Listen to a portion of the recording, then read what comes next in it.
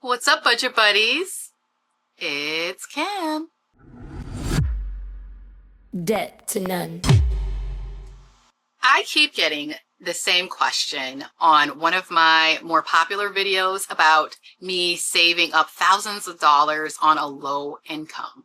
And I was so excited to put out that video because the just saving up at that time, I think it was around $19,000 for me was huge. I was just so pumped.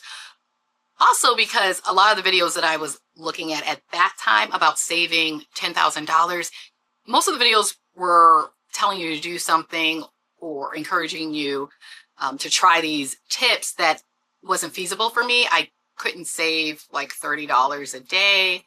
I didn't bring in that much income, and it was a little discouraging a little bit when I would watch some of those videos. So I was just so excited to share with you all what I did. The question I keep receiving is, what do you consider low income? What is low income?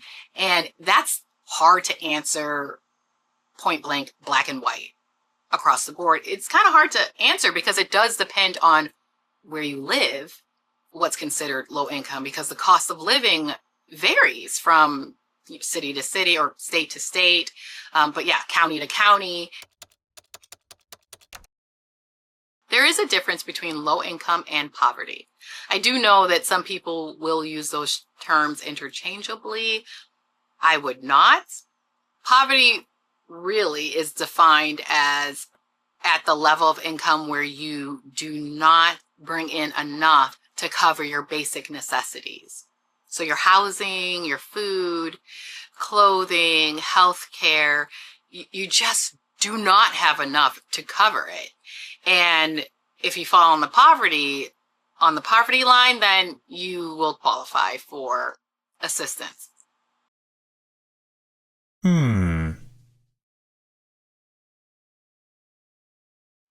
Most likely. I know things are changing and it's getting a little tougher out there. Low income is not poverty. Maybe you don't bring in enough to cover some of the basic necessities, maybe not.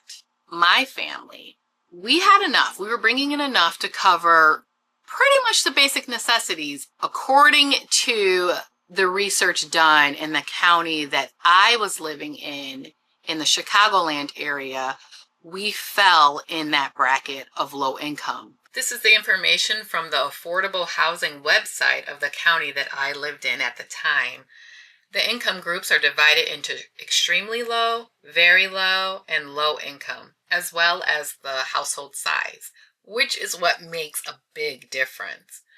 As a family of three, we fell in between the very low and low income range. Depending on where you live, those numbers may or may not be considered low income. You may think that's high income or middle class. And in some areas, it is considered middle class. I believe where I'm at in Georgia, if we were bringing in that amount of money, still, we would be considered middle class. However, back then, the majority of the time when I was saving up that money, I had started my debt-free journey, my savings journey back in 2022. In January of 2022, that's when I was just gung-ho. I'm going to do it. I'm going to pay off this debt. I'm going to save $10,000 for an emergency fund. I'm going to get my family on the right track. At that time, we were a family of three. We are no longer a family of three. Most of you already know this. Our daughter passed away shortly, a couple months before I actually put out that video. So we just came up on the 2-year anniversary of her death, and yeah, that's another story. But you know, we're trying to maintain a positive attitude and just keep moving forward. So let me show you the numbers of what's considered low income. I also will leave a link if you want to see if you fall into the low income, middle class, upper middle class. Where do you fall? According to the Pew Research Center, they have an income calculator, and that's where I get my information, and that's where I got my information when I put out that video.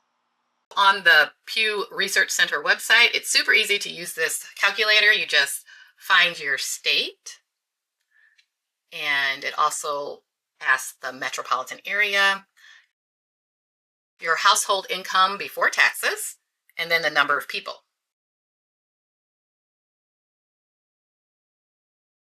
And then calculate, and voila, there you see the results. And it says like I fall into the lower income. And then I changed it to Georgia, and I put Atlanta, Sandy Springs area, even though that's not where I live. Again, it's still lower income. I was just fiddling around with this, trying to see, does it ever change?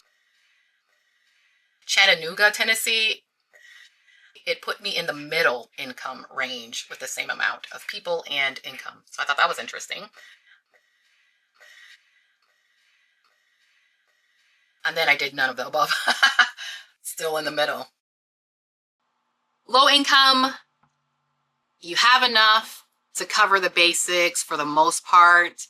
You might be missing one thing, or, you know, struggling to cover one of the basics, maybe like us. Now is a different story. We are not low income. Well, we are low income.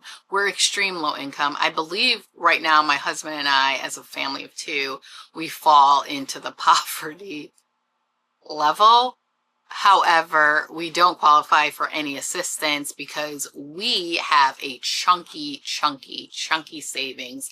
Thankfully, we have a lifeline in case we don't have enough to cover our expenses. If you're interested in knowing what we're doing moving forward, we have really big plans. I want to go into detail what we're doing, how we're doing it. Some of you may be surprised